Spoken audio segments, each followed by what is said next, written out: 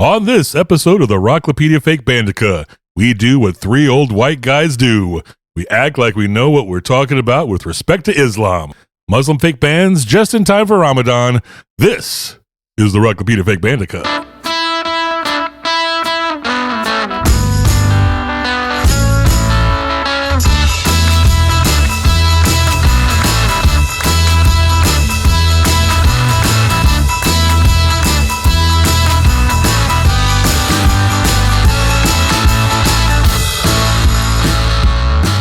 Welcome to the Rocklopedia Fake Bandica. I'm Charles. There's Alan. Hello. There's T-Mike. Hello, Akbar. Ooh, and today we're talking about Muslim fake bands. But first, do we have any business we need to discuss?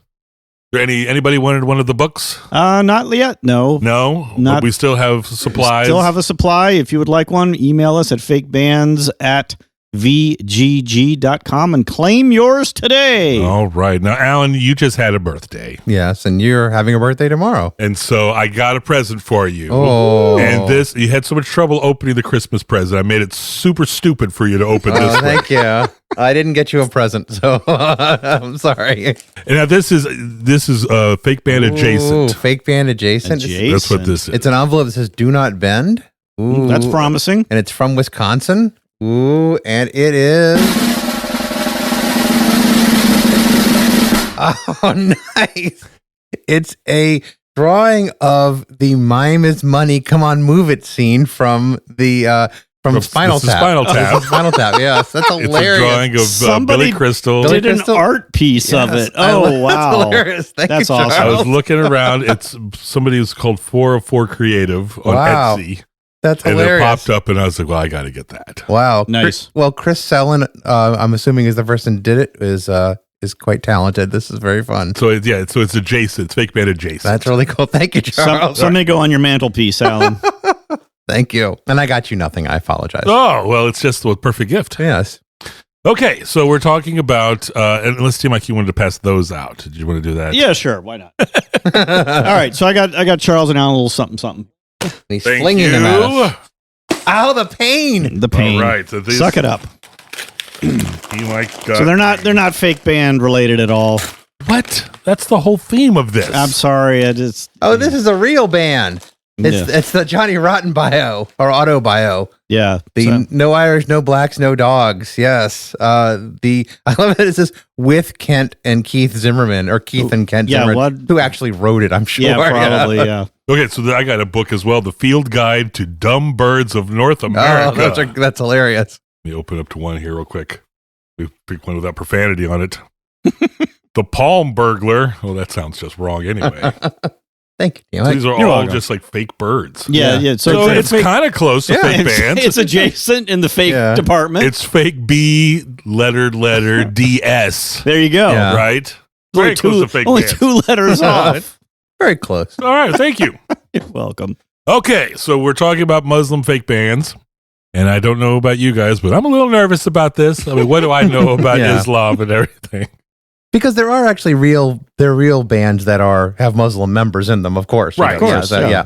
But these are bands that are like, I guess it's like kind of the being Muslim is kind of foregrounded in their identity is what we're doing. We're not just talking, these are bands. Oh, these are fake bands and they have a member who happens to go to the mosque. You know, It's like actually this is like very much. Well, it's kind of a little bit of the point of this sort of subset of fake bands because getting minority representation in a fake band is it's kind of rare. Yeah. So it's nice to see. It's nice that we found enough that we can do a whole show on this particular minority subset here in America. Minority in America. Yeah. We might have found too much, is what I'm hearing. Yeah, exactly. So maybe we better get right to it. Okay. All right. So T-Mike, what are you talking about? All right. Well, I probably have the biggest one here. So I have the Taqwacores.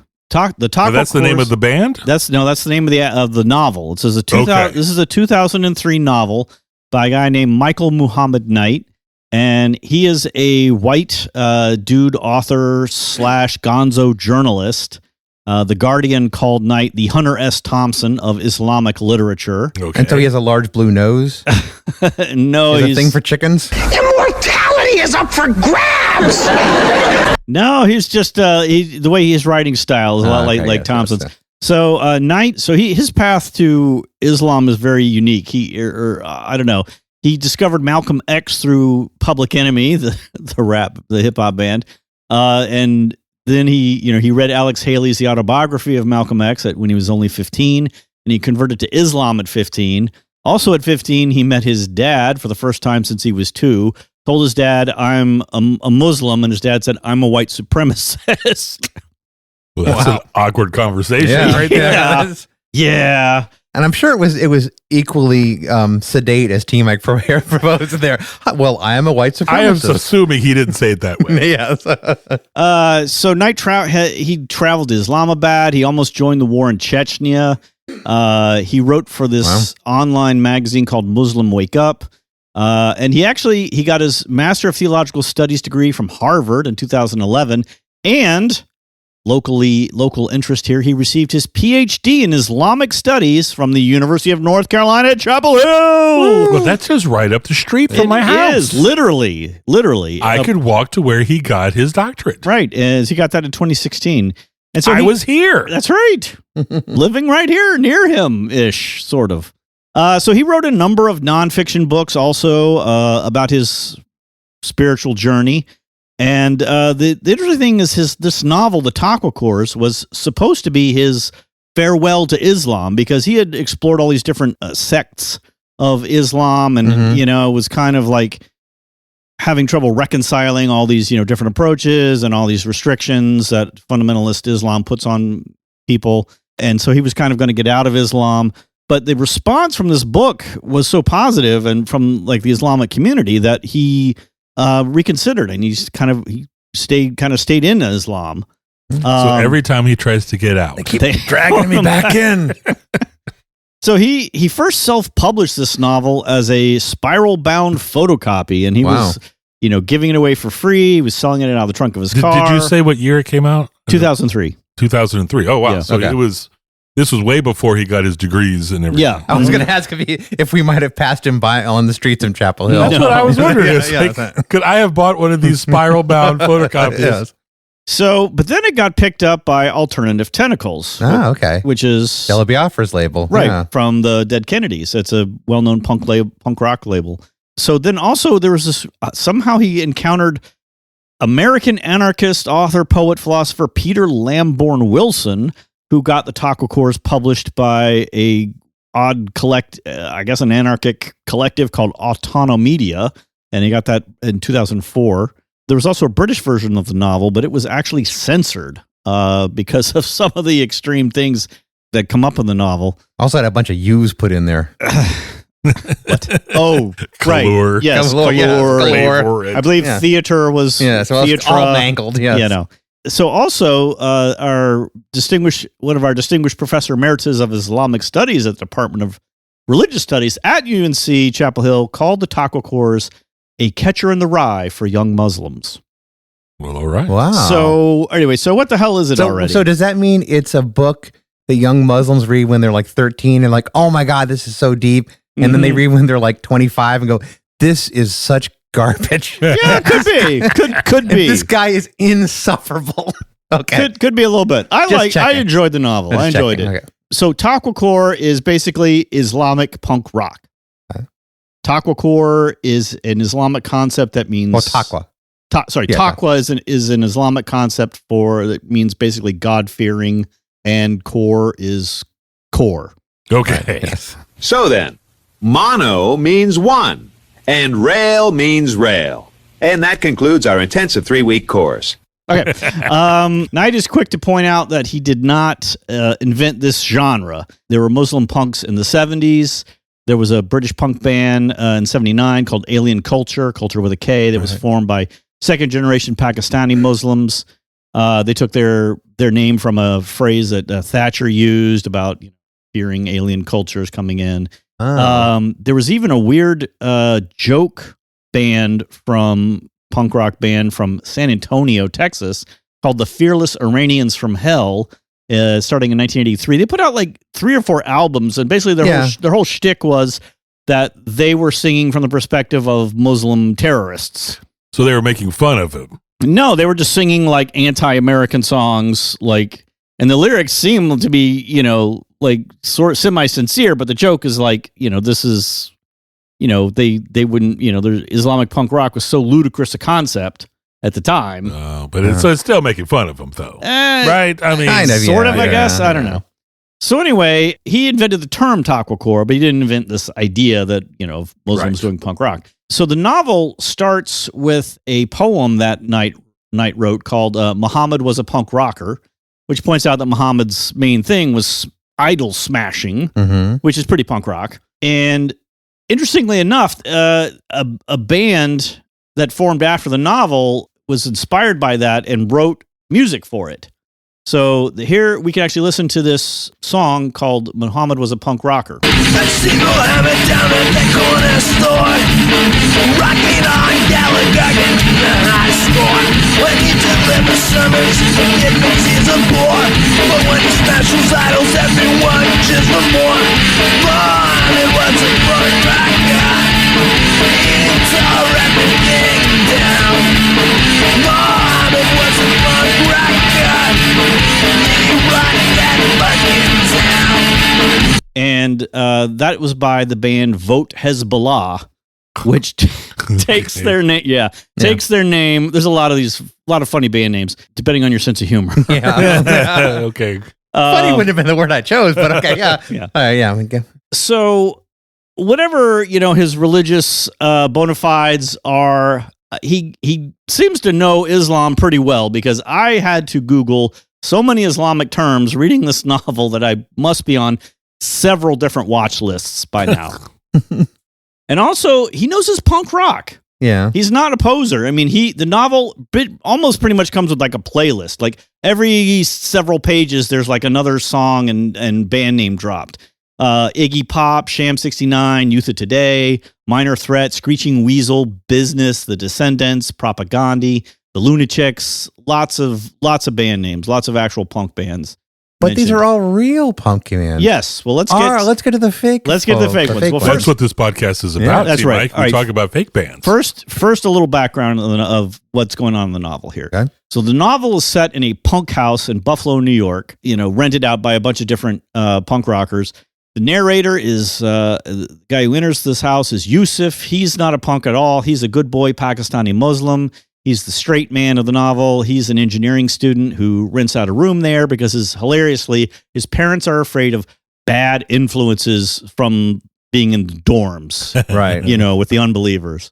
Right. So through him, he gets to ask all the dumb questions and get everything explained to him for us. Yeah. So through him, we meet our main characters, the other inhabitants of the house.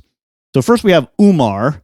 Umar he's a straight edge punk. He is so straight edge. He doesn't drink tea, much less beer. But he also has like big X tattoos on his hands for straight edge. And he has a big tattoo on his neck. And tattoos are actually prohibited in traditional Islam. They're what's called haram, which means prohibited. So then we have Jahangir. Jahangir is a full-on 1977 style punk rocker with a red mohawk and red plaid pants and Doc Martens and a leather jacket. He smokes all the time, which is also haram. And he likes to party and get drunk, also haram. And he mentions that he was in a band called Hi, My Name is Allah. That's a great name. Which is a great name. which was the most blasphemous thing they could think of at the time, because you don't call yourself God. That's blasphemous. And, so, but anyway, he is all about the Taqwacore scene. He is hardcore. He came from California originally, and that's where the scene is. That's where, and he was actually, a big scenester at the time. There. So but he's moved to Buffalo. You've got like straight edge and 77 punk. Yes. What year is this? Is this modern times? Yeah, no, it's set in the modern era, but this is the style of punk he is. Okay. So Rabea is the only woman in the house. She's a riot girl, but she wears a They're full... covering every possible one. They are. I'm not done yet. She wears a full burqa all the time. Wow. With punk band patches on the burqa. And well, I don't think that's okay, but all right. Yeah. I don't know if that's haram, but that's not done, I don't think. Yeah, I don't think it's haram. There's at least there is more fashion going on with burqas now, at least nowadays. Yeah, that's true. Yeah, I think it's just traditionally been very plain. Yeah, but according to fundamentalist Islam, she shouldn't be living in the same house as men, and she can't be alone with a man who's not a family member in the same room. Anyway, and she also, she's in the punk scene. She decries punk rock's misogyny and patriarchy, and she calls that out. Then we have Fasik. He's an Indonesian Muslim punk with a mohawk and an Operation Ivy hoodie. And he's so like, they got ska punk there. Okay. Oh, yeah. All right, Yeah. And he hangs out with John Gahir. He loves to get high. And actually, that's about it. He's not as well fleshed out a character. Okay. All right. Yeah. And then we have Ruud Dawood. Ruud Dawood is this skinny Sudanese guy in a sharp black suit, tie shades, and a pork pie hat. He is a Jamaican fundamentalist, and he hates any corrupted second wave American punk ska. Okay. So he's only listening to like Desmond Decker and the Scatolites, and This is great. so hilariously he's like a ska purist. Yeah. And so this is kind of the great thing about the novel is like we have not only these different strains of Islam, we have these different strains of being a punk. Yeah. And also, the different strictures that come with that particular subgenre of punk. So anyway, Ruud Dawood he's heavy into the ska scene, and in fact, he was in 2 ska bands that are not existing don't exist at the time of the thing. They were in this before. First one was called Save Me the Skank, and the second one was called Skalahu Akbar. That's amazing. That's amazing. Which Allahu Akbar is just Arabic for God is great. So in the novel, he moves to Costa Rica with some other guys because he's gotten so into the Rastafarian scene, and some guys he knows are moving there, so he's going to move with them. I don't know. There's a big Rasta scene in Costa Rica. I don't know. He's probably more than Buffalo. I don't know about that. There's a lot of Jamaicans in New York. Yeah. So. Well, anyway, as far as he knows, as far as he knows, there's a scene there to get. Weather's better. Yeah. Yeah. So last and least, we have we have the amazing Ayub. He can't be least. He's amazing. He's the amazing Ayub. He is a crusty Shia skate punk who doesn't even like officially live there. He's crashing on the sofa, and he is like a kind of a nut job. Basically, he's the kind of guy who would just like out of nowhere just tackle you in this good nature, I'm going to get you, wrestle you kind of way, which is kind of fun but also annoying, and he's getting in trouble. And so everybody, all these different people come from a different type of Islam. They all adhere to these different punk rock subcultures, but the Islam, it joins them. It puts them together. They're all believers. They're all true believers in their own way. They all pray, although mostly they're missing one of the 5 prayers a day you're supposed to do. So, they either they overslept, or they stayed up late, or they're busy partying or drunk or whatever. They also have Jummah every Friday. Jummah is basically the Islamic equivalent of church on Sunday. Okay. Only it's on Friday afternoon, because the Jewish faith's Sabbath is on Saturday and Christianity is on Sunday, and Islam's is on Friday. None of the Abrahamic religions can get the Sabbath on the same day. Nice job, everybody. Nice job. Stick it to the man. I think this just argues that we should have a 3-day weekend. We should just take all the Sabbaths off. Okay. So if I work fine with me, I think we can make that work. So anyway, the novel doesn't actually have a lot of plot. Mostly it's like people talking to each other about Islam and their different interpretations and very specific aspects that, they call into question, and also talking about punk and the different interpretations of punk.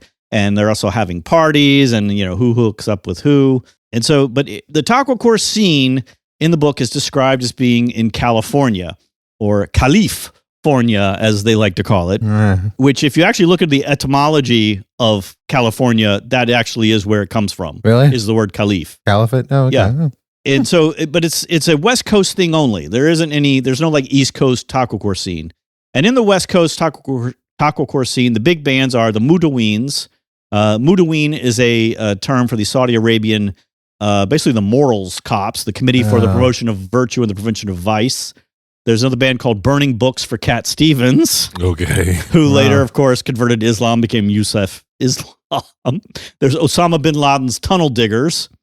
There's Vote Hezbollah, which I already mentioned. These are all going to be big time bands. Yeah. So naming is important. Yeah, for your bands. The weird thing is that Vote Hezbollah actually originated as the title of a 1993 album by a British electronica band called Muslim Gauze. Right, yeah. Which Muslim Gauze is just a play on Muslin. Yeah, Muslim Gauze. Gauze. But so, Muslims worship Allah and Muslins worship Satan. All right, fine. All right, that was me. I mean, what I always thought was funny about Muslim Gauze is that he actually had never been to the Holy Land. He'd never been anywhere near there, and But so he liked to sing about it a lot. well, he didn't even sing. It was a lot of it was kind of just electronic kind of warbling stuff. Yeah, a lot of it. I mean, he was incredibly prolific. Yes, he had 40 albums. Yeah, it's insane. Like you'd put up multiple albums in a week. So yeah. Oh wow. So and so then Vote Hezbollah was later actually used by a real band formed by I'm going to mispronounce this Korosh Porsaleh. Anyway, he was inspired by the novel. He actually thought it was a real life account. He thought this was all bless real. His heart. Yeah, bless his heart. And so he contacted the author. He formed a band, right out of the novel there. So and so there's the great thing about Taqwacore is there's subgenres of Taqwacore. Well, that's what it sounds like. Right? There's a straight edge subgenre of Taqwacore. Umar's a big fan. There's the Zakums, which is the Zakum is the name of a tree that grows in hell or Islamic hell. And the biggest straight edge band there is called Bilal's Boulder. And they don't even allow girls at their show. Is how strict they are. Then why get into rock and roll? I know, right? That's the whole reason why people get in rock and roll. For the Islam, to meet man. chicks, man. No, for the Islam, man. To get your philosophy across. Doing it wrong. Yeah. So anyway, Bilal was a companion of the Prophet Muhammad, and he was persecuted by having a giant hot boulder placed on his chest while he was tied down. So that's where that reference is. I don't know what my first thought was. How'd they keep it hot? Right. Maybe I guess it's just cool. Just in the sun. Just in the sun, yeah. So anyway, then a new guy enters the novel. It's a gay guy named Muzamil. He comes from the California. He tells him about. Comes from the California. Sorry, he comes from California. Comes from the California down under. That's the earlier week. He tells him about a whole nother subgenre, which is he's from the same. It's this scene is in San Francisco, and it's where the Taqwacore scene met the queercore scene, like Pansy Division, and yes, them? Okay. And now we have Liwadi core, and Liwadi is an Islamic term for male homosexuals. I don't know if it's offensive or a slur, so I apologize. I'm not 100% on that. So anyway, so now we have bands in this scene are the Gilmans. Oh, that's good. Yeah, yeah. Well, because Gilman Street was like that. That was like the Green Day and. They all came out of a club like that, like kind of like the Mr. T Experience, whatever. That was like Gilman Street in Berkeley. Okay, so, yeah, well, that might be a reference to that also, but also it's a reference to Gilmans were like soldier slaves for the caliphs starting like the 800s AD. Okay. So another band is called Istimna, which is Arabic for the word masturbation. Then we have the Guantanamo Bay Packers. Oh God, this is ridiculous. And we have the Wilden Mokhaladons, which I didn't look that reference up. There's also a band called another Liwadi core band called Gross National, which they have a high political content, and their singer is a Pathan bisexual girl. So there are like 20 bands mentioned in this novel overall. So it is bandtastic. The only bad thing is like none of the bands gets like a deep dive. They're all kind of like, oh yeah, that band with that person in it. And right. And these are all fake bands that are being mentioned, right? Yes, but of course there are also a lot of real punk bands mentioned. Right. In fact, I had to look up a couple I hadn't heard of, go like, oh, is that another fake band? So basically you would Google it, and if it come up as more than just this novel, then you knew it was a real band. Yeah. Okay. So toward the end of the novel, John Gahir sets up a punk show in Buffalo with the Taqwacore bands. So he uses all his scenester cred to get a bunch of these California bands to come out. And nobody wants Bilal's Boulder to come out because these guys are assholes. Especially Muzamil, because he knows they would happily throw him from the top of a minaret for being, Liwadi. But it's John Gahir insists on inviting them. And he says, quote, "The whole point of Taqwacore is that Islam can take any shape you want it to. We deny a band their spot because we don't like their attitudes or their interpretation, then we're no better than all the conformist chicken shite imams out there." That's interesting because it's Alternative Tentacles, because that was that was a Dead Kennedy song. Conformist chicken shites. The other way around, yeah. Yeah, chicken shite. Yeah, right. So I'm sure it's probably a reference to that. So they have the concert, but they're jerks. Yes, they are. Yeah. Oh, people. But he's an inclusionist. He's like really got this. Include everybody. He kind of has this odd, sort of, I don't want to say utopian, but something like that, vision of Islam bringing all these, disenfranchised American Muslims together. Yes. They got a concert. There's more bands. Tell me all about it. All right, so we have the Ben Carmats, we have 8 from the Ukil, the Imran Khan Experience, the Infibulateds, that's an all-girl band, and a band called One Trip Abroad. Like I say, nobody gets in depth, little details here and there. So at the concert, John Gahir is coaxed on stage, and he covers Sid Vicious's cover of Sinatra's My Way. Which you did too. That's true. Here's a clip. No! You don't have a clip. No. We didn't know you were going to record it. That would have been awesome if you did. That was at one of our shows out in Austin. Yeah. We went to an open mic. We went to like a karaoke club. night. You sang nuts. that. Yeah. Then you slammed the mic down. The guy got really mad. Yeah. I was very sad later because ripped my voice to shreds for all our shows that we were supposed to do. Yeah, that was the downer part. That was but not cool. It was a good, people knew who you were. So during his singing of My Way, Rabea spits on Bilal's boulder. I'm not going to say what she spits. Read the novel. And the Bilal's boulder gets mad. They start punching everybody. Yeah, you don't want to go there. And they basically get mad. They start like punching people in the mosh pit and shoving people around violently. And John Gahir jumps in and tries to stop it. But he gets curb stomped by Bilal's boulder. And Umar. Curb stomped? Like really? Like curb? Well, there's no curb in the club, but I was going to say curb stomping is bad. Yeah, he's bad. Yeah. It's bad. Umar jumps actually in and tries to save. He's the straight edge guy, right? John. Okay. Yeah. He tries to save John Gahir, but we cut to a week later and we learn John Gahir died. Oh. He actually died of the injuries he got in the fight. And so now the novel is pretty much over. Everyone is moving out of the punk house, and Yusuf got to grow and learn all these different approaches to Islam and listen to a lot of cool ass music and realize you don't invite every band. Right, exactly. Yeah. Right. Well, that's you don't invite the Boulder guys. It's the irony. He was killed by the band he insisted on inviting to be inclusionist. So it's something is going on there. So the best part of the whole story is that Knight's novel kickstarted an actual Taqwacore scene. Which is kind of crazy. So there was. It is kind of cool that a book can affect that many people to actually start a scene. Right. Yeah. So there was already I know of a book that inspired a podcast. I'm just saying. You funny. All right. So there already. Hey, this one. It's this podcast. Yeah, that's the one. We're after a book. Oh my God, I wasn't thinking of that. You didn't think of that? It just came to me. Wow. Anyway, so there was already a Muslim punk band called the Kaminas, and so they originally called themselves Bollywood punk, but they adopted this Taqwacore designation, kind of like took it on. We're like, yeah, Taqwacore, what a great idea. And so then there was a 2007 Taqwacore tour, which got turned into a 2009 documentary called Taqwacore: The Birth of Punk Islam. Wait, but that's real bands. Yes, that's not fake bands. Yes, no, but it was by Omar Majid. It was a record of the Taqwa tour, which followed. But these are real bands. Yeah, so there was. So we don't have to talk about them. Well, we could talk about the Kaminas, Al Thawra, which is a heavy metal Islamic band from Chicago, Diacritical. A real band from Chicago. The DC area. Am I right, Alan? And the Secret Trial 5 from Vancouver.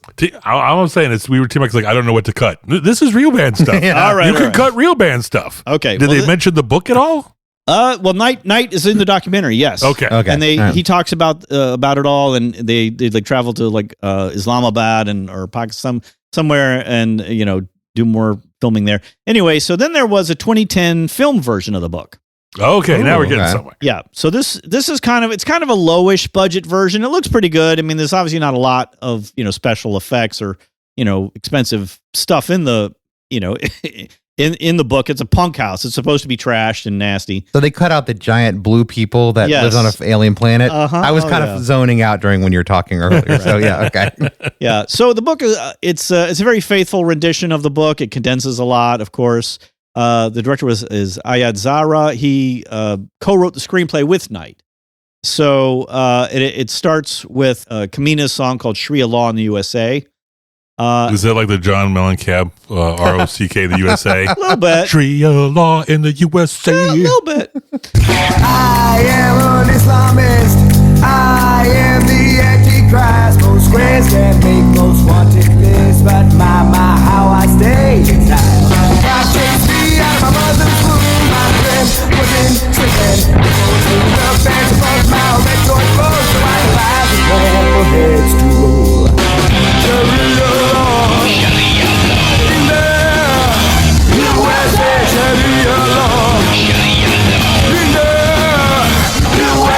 So we have all the same characters except for Ruud de Wood. He got cut. Yeah. They always cut the Jamaican. Always get rid of ska. Yeah. So the main character, Yusuf, the actor who played him, I did not actually. To me, he was like the weakest link in the whole movie. Like, and he's the main character. I just didn't like his performance. He was kind of like boring. But that's what he was supposed to be. He's supposed to be boring, but he was like a straight man. But he like played it like so flat. He did it so well. He did. Yes, he did. Boring too well. Succeeded too well. Because in the book, there's like this sort of like nervous tension that Yusuf has because he's like, he wants to fit in. He's trying not to rock the boat. He's, people are saying outrageous things and he's going like, interesting. Yes. But like, we don't get any of that, like sort of like sweat trickling down your temples when you do that. He's just like, oh, okay. He's just very bland. Oh. And also in the book, there's a lot more about him sort of like starting to idolize these larger than life characters that he's with, because they're all like these, they are characters, like capital C characters. Like, you would talk about like, oh man, that John Gahir, he's a character. Yeah. And so actually the actor who plays John Gahir, he is the opposite. He is fantastic. He nailed it. Character. He is a character and he nails the character of the character. Good. He's very charismatic. He's hilarious at the right moments. He's an idealist at the right moments. And, he just does a great job. And in fact, here's a nice clip where Yusuf meets John Gahir, when he hears him playing his electric guitar on the roof as a call to prayer. Oh.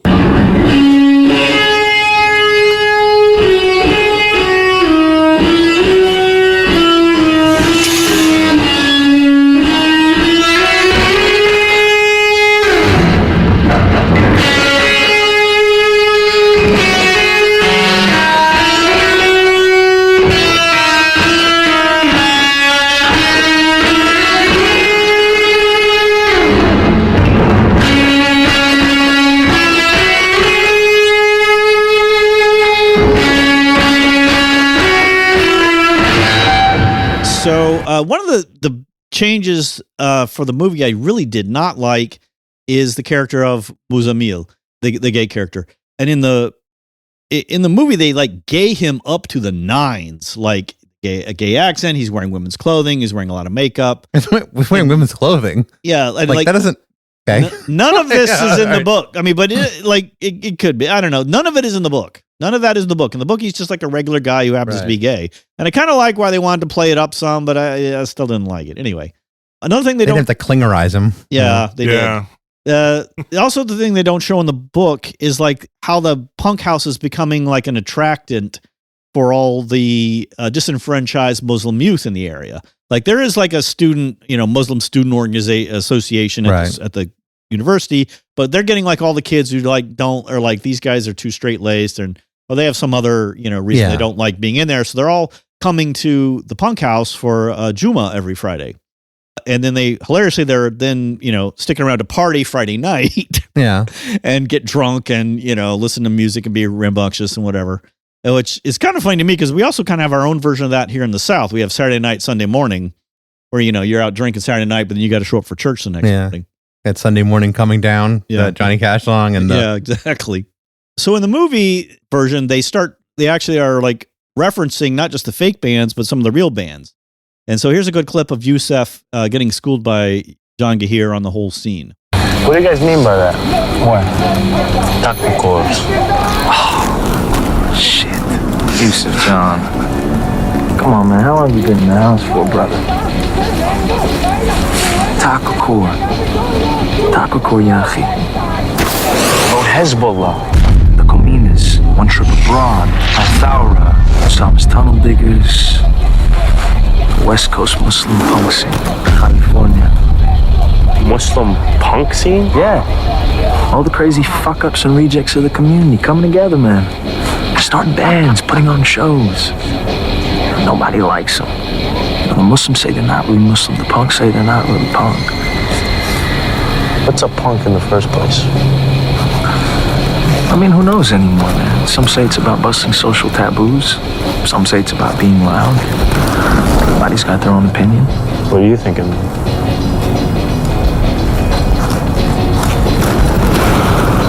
I think it's just about being ugly. And there were also two more bands that are not in the book that were in the movie, but they're just glimpsed on flyers. There's one called Refuse to Fly and another one called Box Cutter Surprise. Come on. Oh, wow. Really? Yeah, there's a lot of tasteless, but they kind of make the point that punk rock is supposed to be tasteless and crass. And I guess that's true. it's supposed to like provoke people and be Yes. provocative Yes. and insulting and get you riled up. I mean, then they nailed it. They nailed it perfectly. They did. So the biggest disappointment in the movie for me, though, is the big concert finale, which is shot in black and white for no apparent reason. Just wanted to do that. But we don't get to hear the bands. Oh, that sucks. No, they play like one of the real band songs over the whole scene. And so it's got the feel, it's got the music, the upbeat, the feel you want, but you don't hear any of the actual music from these fake bands. So that was very sad to me. And then the last change they made, which is really baffling to me, is the very end of the film.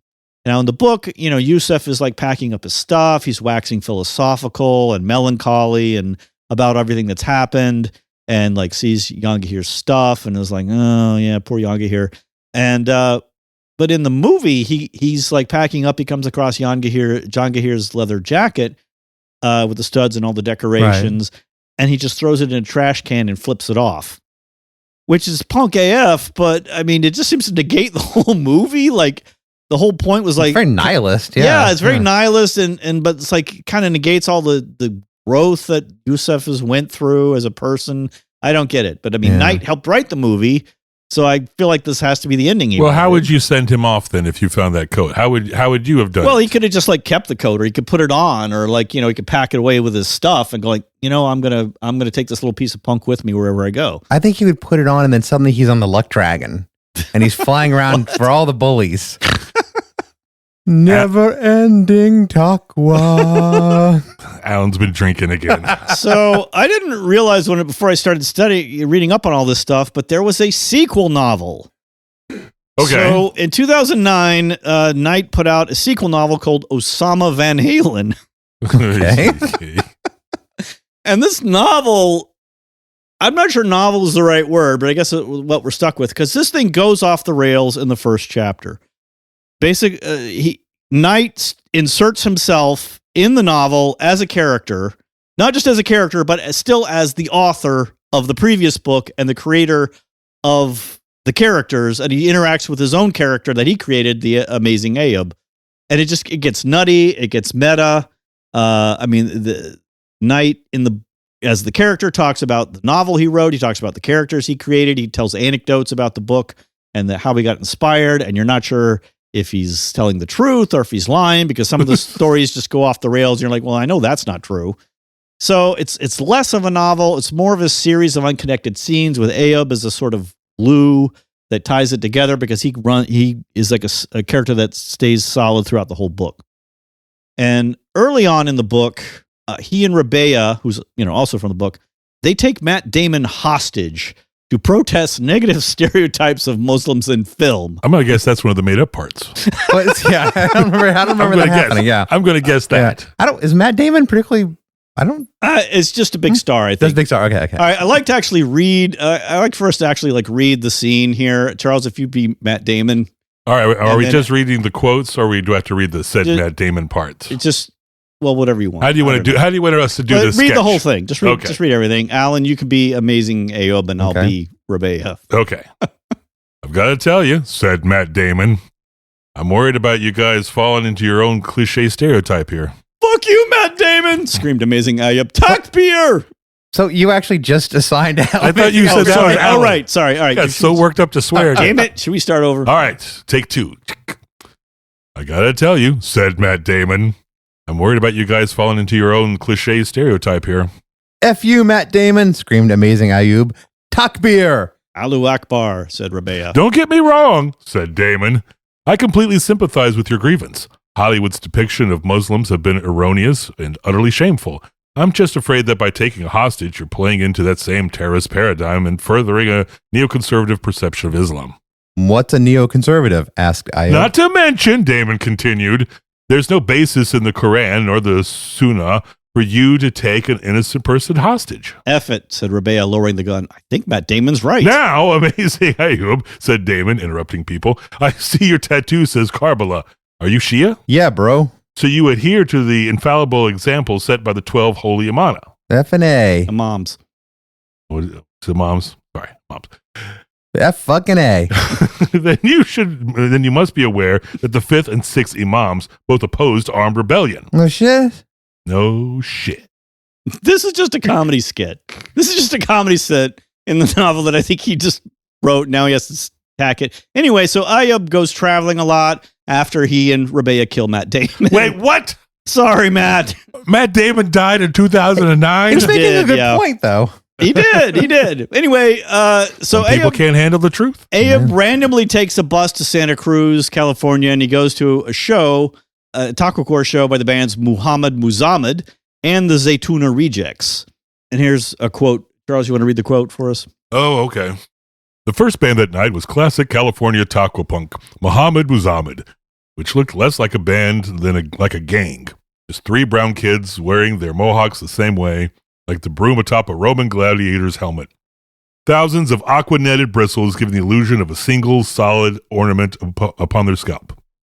The guitarist was pink, the bass players was green, and the drummers was yellow. And this is pretty much like the level of detail we get in both novels. And then there is, the second band does also have the quote. Oh, do we read that one too? Yeah, sure. Second band was the Zaytuna Rejects. 4 more brown boys, heroin skinny, with sleeveless shirts and spiked bracelets loose on their wrists. The singer holding his drink and spilling beer as he slouched behind the microphone, working this detached crooner punk style like he was too cool to care either way. When he really got going, though, he got good, entering into crazy fits as if he were fighting 3 invisible cops. Yeah. And then the third band is an Arab heavy metal band called Zulfikar, which is named after the mythical sword of the prophet. And Ayub becomes their roadie/driver, and later they get attacked by zombies. Wait, there's zombies in this now? I know. And all the band die, but Ayub survives. Ayub goes to a graveyard to try to summon an army of mythical jinns from Arabic folklore. So not real jinns. Yes, I real guess jinns. It is a fake band podcast, but Yes. fake jinns. All right. Okay. The jinns of mythical Arabic folklore to fight the zombies. And apparently jinns can be Muslim. It's in the Quran. It says that, jinns can be Muslim. So they're not genies who grant wishes. These are invisible, shape-shifting spirits made of smokeless fire. Normally invisible, but then he starts to be able to see them. And it turns out the jinns have their own music scene called Jincore. What? So we have a whole nother subgenre. And basically Jincore is psychobilly. It's like punk-infused 1950s music. The jinns dress like 1950s greasers with blue jeans with the cuffs turned up and white t-shirts. So it's like Islamic culture on the skids. Yes. Okay. That's good. Perfect, Charles. So we get some names of some jinn bands here. We get Black Jinn Curse, there's Zombie Rockets, the Bida Billies, Dung Eaters, and the Jinn City Rockers. So these are shapeless, normally invisible, smokeless fire. No, not shapeless. They're shapeshifters. Shapeshifters. Okay, Yeah. they're smokeless fire, and they have jeans with turned up cuffs. Yes. On them. Okay, all right. Just getting the image set in my head. You got it. So anyway, thanks to some magic Islamic surahs, which are chapters in the Quran, Amazing Ayub can now turn invisible and fly. So he flies to Kansas City and becomes... That was his choice. Once he learned how to fly, he chose Kansas City. That wouldn't have been on the first page. Well, he comes because he heard the problems of a kid, a high school kid who wants to form his own Taqwacore band. And so Ayub helps them out. He becomes their drummer. And they become so there's a Arabic word that means believer called mu'min. So they become the submumins instead of the subhumans because the kid has a subhumans t-shirt. That's pretty funny. Yeah. Okay. Yeah. So they end up all going to an all-girl Taqwacore band show called by the Chirails. And their name comes from Chirails are the spirits of innocent women who have been killed by men. And they're neither alive nor dead. And their feet are turned backwards and they return to take vengeance on men. That's a good riot, good riot girl Taqwacore name. So also playing are the Zaytuna Rejects, which we mentioned. Zaytuna means olive, and it's actually a prominent mosque and cultural institution in the city of Tunis. So I guess they got rejected from there. So later, Ayub is in Oklahoma City for no real reason, and it's near Kansas City. I guess, yeah. He's all over the place. He meets flight. He briefly meets a band called the Android Suffoids, which is a 3-piece Taqwacore skater band. Again, we don't get any real details. But we do get details on one band here. So this is like the band that gets the most coverage in the book is called Shah 79, which is a play on Sham 69. It's when the Shah of Iran was overthrown in 1979. All right. So Charles, read the quote for us. What? Another quote for me? Yeah, big one. Is it a huge quote? Yes. Come on, that's too much work for me. Oh, come on. Okay. me. He picked up the glossy music mag Punk Press, and it drilled him like a Shawn Michaels super kick to the chin. On the front cover were 4 pretty, clean Desi boys with piercings and sleeve tattoos, one wearing a Vote Hezbollah t-shirt for underground cred. Off to the side, it read Shah 79, Godfathers of Muslim Punk. Are you effing kidding? Scoffed Ayub, loud enough for anyone in the place to hear, but there was still nobody there. Look at this slick shit, he mumbled, flipping the pages until he found those douchebags again. They had a whole spread with more cool poses and a rundown of who in the group got wasted and who didn't. Javed had never had a beer in his life, but Omar will party his tits off. And what a hard time they had recording their new album. I wanted the song to be this intricate Sufi allegory, but Omar thought it was about a girl. One of the pussies had a line about aiming for the moon because if you missed, you'd land among the stars. Another showed off the Bismillah inked around his neck and said, like my tattoos, my heart hurts for Allah. Amazing Ayub had never heard of them, and they didn't look like anything that would have cruised around in his terrible van. Their magazine faces were too soft and well-rested to have ever suffered a real Taqwa road war with Ayub behind the wheel.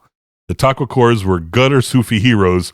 These kids were a new breed, weak and grafted from the original. Could it be Taqwacore pop punk? Dun, dun, dun.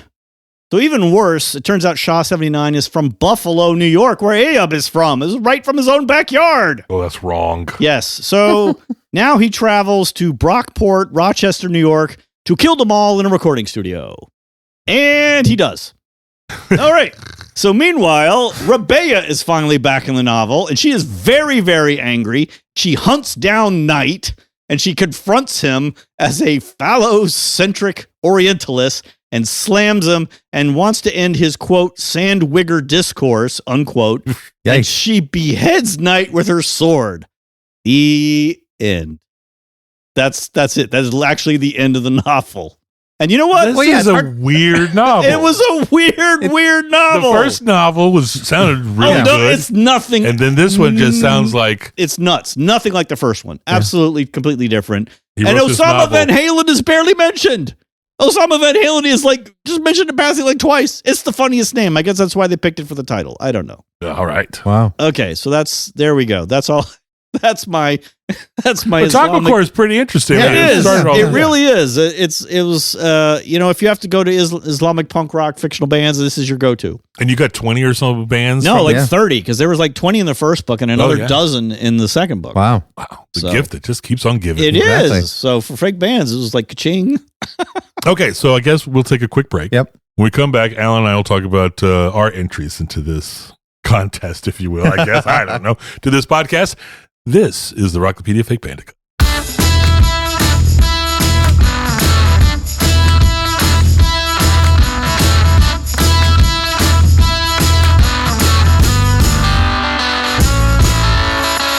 Okay, here we are back again. Alan, what do you have for us? I have a comparatively short entry. Oh, okay. and also a entry that kind of skirts the line depending on how hardcore you are about your Islam as to whether they count as a Muslim band, because he's actually Sufi, who are mystics, and they are. Well, it's still a branch of Islam, though. Kind of. It's like they're mostly aligned with Sunni, but there's some that are in Shia, but they're really persecuted depending on your flavor of Islam. Especially I was looking went down a whole rabbit hole, the whole Wahhabism that was involved with. Saddam Hussein was involved with, and they were really, so they're kind of mystics. They're like Muslim mystics, and interesting tradition. So I'll allow it. Oh, Charles will allow it. So okay, Charles is the in-house expert on I am the final arbiter on everything Islam. I guess there we go. I'll allow it. Okay, so what's it called? So I am going to the musician's name is Brother Fez. Okay. And he is from the novel Cosmopolis and then later the movie. So The novel was 2003. It was Don Dellilo, I believe it was like his 13th novel, and it was very Don Dellilo-y. I had to read it in grad school, actually just a few years after it was published, and I reread it for this show, and reread it is kind of a strong term because I made through part 1 in grad school, and so Dr. Moraro, if you thought I was talking out my ass that week we talked about Cosmopolis, you were right. You had that. I know that's been at least for the second half. That's been like eating at you all these years. But I'm sure what is it?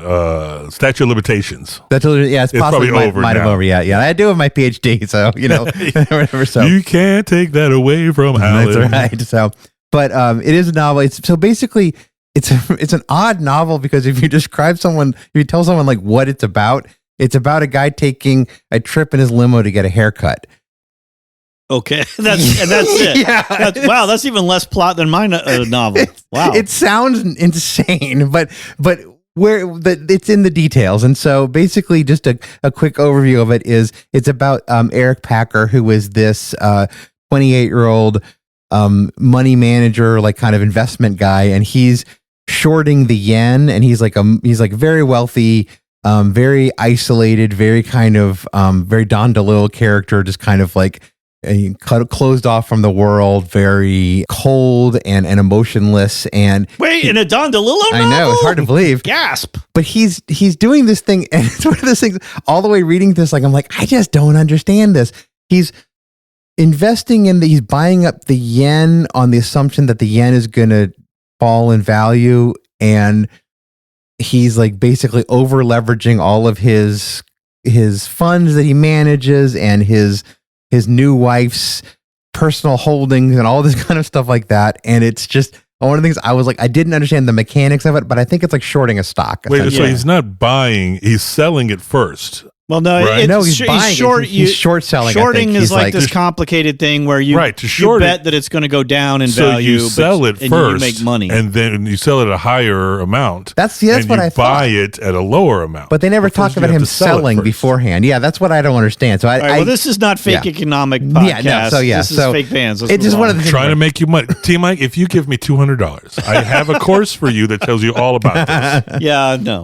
So anyway, so that's what's going on. So he is taking this trip across town in this high-tech cork-lined stretch limo, because to keep out the street noise, and so they make a big limo. Okay. They make a big point of it being cork-lined. So, but he mentions it's all organic, man. I didn't realize that would work. I don't know. I mean, Dellilo, it's kind of sci-fi. He has this like special watch that kind of hacks into his wife's account somehow, and it's like it's one of those things. I think it's kind of might count in the category of what they call slipstream. It's kind of not quite sci-fi, but it's a a bit. Is it like set in the near future, sort of? No, it's set in 2000, which is actually when but the technology doesn't exist. But none of that really matters so much. It's just to kind of set up what this is about. And so but early in the novel, he's going down one of his 2 private elevators because he's bought up most of this building, and so he has 2 private elevators.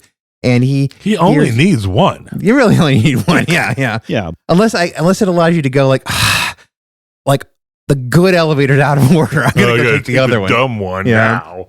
One's at the top and I'm at the bottom. I can take the other one. But we hear Brother Fez playing on it. Is always playing in his elevator, one of his elevators, and so he mentions that it's the solo voice with Bedouin fiddle, and so he's kind of sound like he might be a vocalist or like hip hop, but he's kind of like he's this kind of So he's a recording artist. Yeah. Okay. So, but it's elevator music. He's not actually in this elevator. Yeah. It's playing on the elevator. I mean, this guy has this much money. He could have actually hired Brother Fez. Probably could have. Yeah. Okay.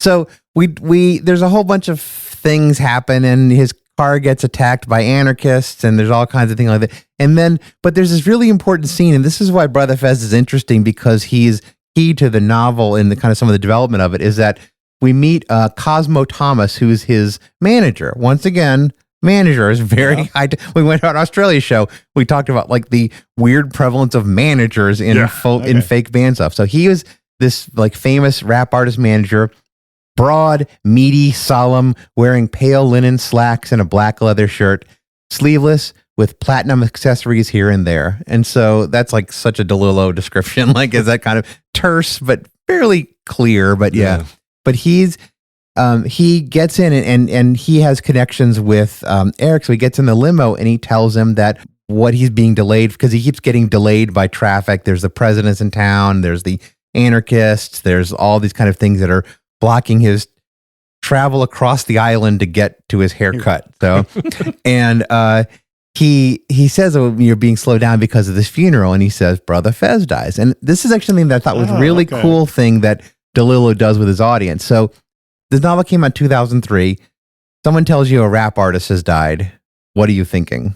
It's a beef is what happened. Yeah, it's a beef. It's someone shot. Yeah. And it's I really East Coast, West Coast, man. I really love this because he basically Eric kind of assumes, okay, I didn't even hear he was murdered, and Cosmo Thomas, the manager, kind of gives him this like side eye and was like, he actually died of cardiac issues. He's been having like cardiac trouble, and so I really like that he plays with the audience because the assumption is Eric in that moment, who is so alien to us, really, and he's like very much the 1% of the 1%. Yeah. He becomes the avatar of the audience because it's like, oh yeah, like everyone, and it's kind of almost a little like saying like, I got you there, So which I thought was kind of cool. And so sadly it doesn't, and Dellilo didn't actually contribute to the screenplay, and maybe this is why it doesn't land quite as well in the film, which I'll talk about in a second. But so some of the cool things that Dellilo doesn't really land though.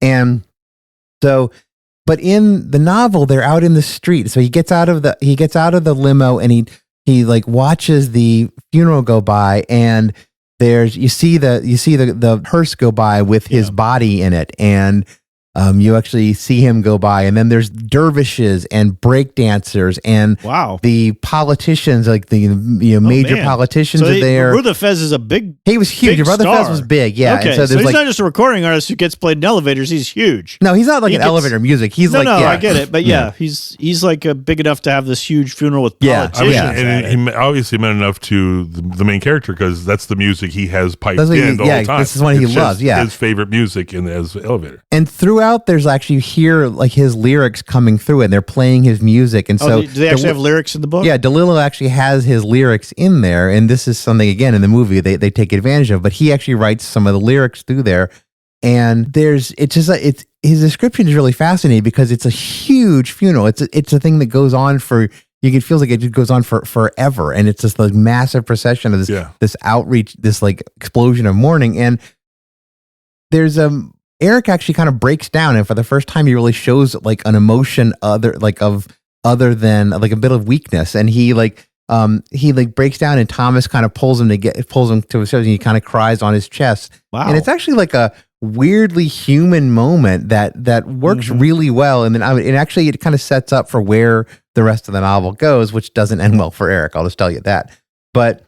One of the last things that Eric says, and this is kind of a thing that Dellilo again he's kind of almost coming back to his normal thing, is that his last thing he says about the funeral is he really wishes that the hearse could come by again, so there could be like a loop to replenish the sorrow of the crowd. And it's kind of this thing, and it's kind of weird. If you think about like kind of public mourning, it's like there is a kind of like this element. So Delillo's like 2003, he's kind of like playing with these ideas, and this is his thing. He's like a novel of ideas. He's not necessarily like a fun novel to read just for on the beach. He's like it's not like all about the excitement of the plot. Yeah, he's if you read reviews of Dellilo, you can kind of tell almost immediately if the person thinks he's brilliant or if they just hate his guts.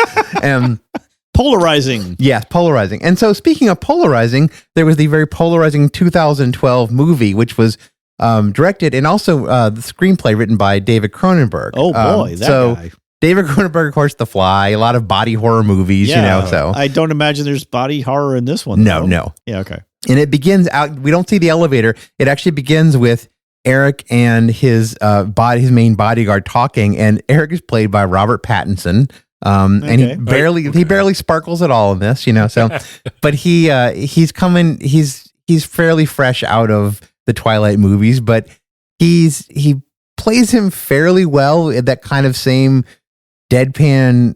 Yeah. But it's kind of like what T-Mac was saying, when you have playing a boring character boringly, kind of like you play a deadpan character deadpanly. It's hard. It's hard to make it look good. Yeah. So or seem. It's hard to make the boring interesting in the way that you want to watch it. Yeah. Even though it's supposed to be boring, but anyway, it's a challenge. So Cosmo's played by a guy Gauchi Boy or Gucci Boy. He's primarily a stuntman, and so he has the kind of huge he captures the character fairly well. And wait, the actor is usually a stuntman. So now he's acting for the first time. He's acting nothing for the first time, but he's primarily a stuntman. Yeah, okay. Interesting choice. Yeah, and Brother Fez is played by Kanan, who is an actual Canadian Somali rapper. Oh, and so cool. yeah, so he Oh is. wait, he's dead. So, but he's in the movie. He is in the movie. Well, he was in the book too. His funeral cortege went by, and he actually had an open coffin. So they actually mentioned this. So you see, that's why he wanted it to go by again to kind of refresh the morning, so they could see his face. Open casket procession. So yeah, the movie, like you mentioned, it was very polarizing. People said it was one of the best movies of the year. Other people just absolutely despised it. It made $7 million on a budget of $20 million. Ooh, that's good. Yeah, that's not good for the audience didn't really care for it. So he shorted his own movie. Yeah, he did. Yeah. So unlike in the book, Brother Fez really isn't mentioned until the funeral, and they change it just to, like I mentioned, like some of the delivery is a little bit wrong. Eric and Cosmo have their scene in the limo, and so he's very cut off. It's kind of like, did you get what he was doing with this scene? I don't think you really followed why he was outside with the crowd, But it is, but once again, he's not, he is in it because Kanan. He plays the corpse, and he plays dead well. Oh, nice, nice job. Held his breath for the whole shot, as far as I could tell. I mean, he was looking at the camera. Yeah, it wasn't like He didn't do the thing like I do with Eliza when I'm playing dead with like the tongue out and the blah, that kind of like that. You need to get a marker, draw some X's on your eyes. The ideal, yeah. No, does a good job. But he also did actually contribute to the soundtrack. He contributed this song, which is Mecca, which he kind of co-wrote because he integrated lyrics from Don Dellililo's lyrics that he wrote for the novel. So okay. Yeah, so this is what it sounds like.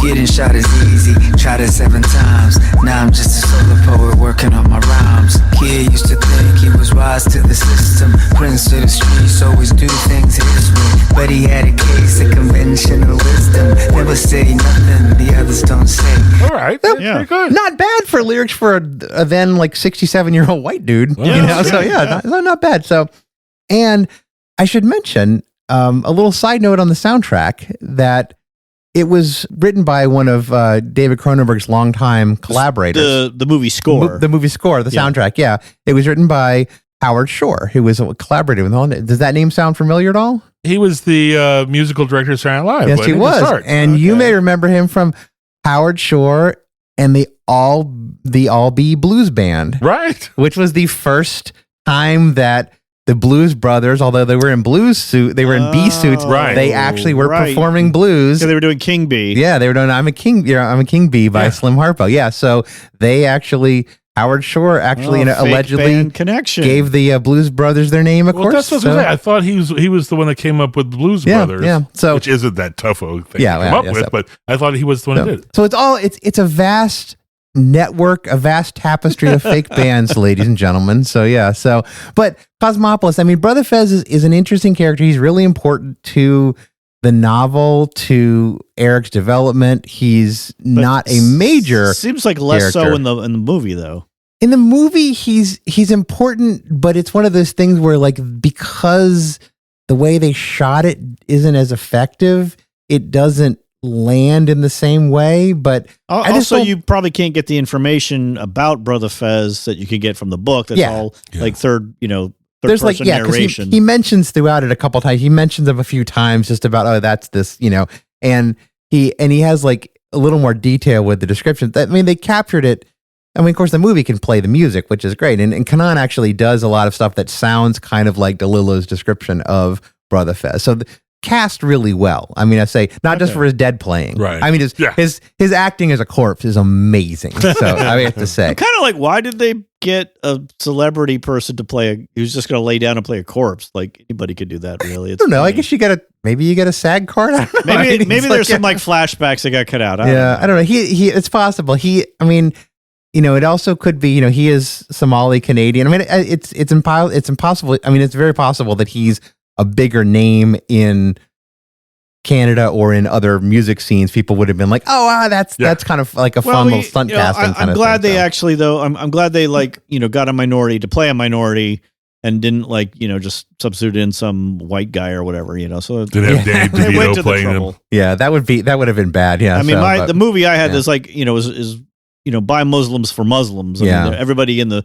cast and the director and everybody was pretty much of Muslim extraction. I cannot speak to the authenticity of his fez.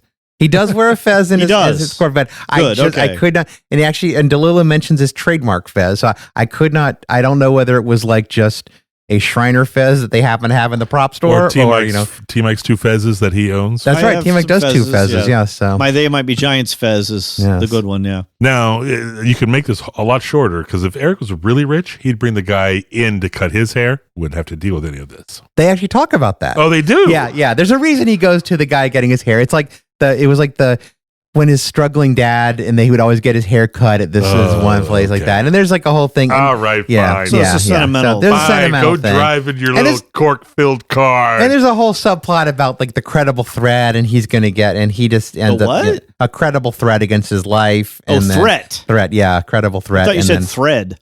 Well, there might also have been a credible threat on his clothes, but Credible Thread sounds like a good band name. Actually, maybe we'll invent a fake band for that. All right, I'm on it. Thanks, Charles. Okay. And so, Charles, it looks like time-wise, I guess we're out of time. You're screwed this week. So, all right. I have the best of all again, because I have lady parts from Where Lady Parts, and they deserve plenty of time. They're not going to get the time if we do it. We're going to have to save it for another show. They have 2 seasons of the show, right? Yeah. They have 2 seasons, and they're just amazing. The music's amazing. The characters are amazing. The show is very funny. I'm not going to rush through 20 minutes to get it through, and I'm not going to make a 2-hour podcast. All right. Well, if it's that good, I should watch it as well. I haven't watched it. You need to watch this. All right, I'll watch it. This is the greatest fake band of the 2020s. Really? It may be one of my favorite fake bands of all time. Damn. Lady Parts. So yes. Okay, well, you are assigned homework. All right, we're going to do a whole Lady Parts show then. We're definitely going to do it. Okay. Not just us, our homework, but the homework for you out there listening. It's on Peacock. It's on Channel 4, I think. If you're in the UK, you can get a VPN and watch it for free if you don't have Peacock. So I don't know where else you'd find it in other countries, but you have to watch We Are Lady Parts. It's only 12 episodes. It's amazing. And I'm not going to rush it because they deserve it. So we'll end it right here. And we'll come back and do this podcast another time. Sounds good. For another holiday show. Yes. Why not? All right. So thank you for listening. I'm Charles. There's Alan. See you. There's T-Mike. Goodbye. And this has been the Rockabye Fake Bandica. Thanks for listening.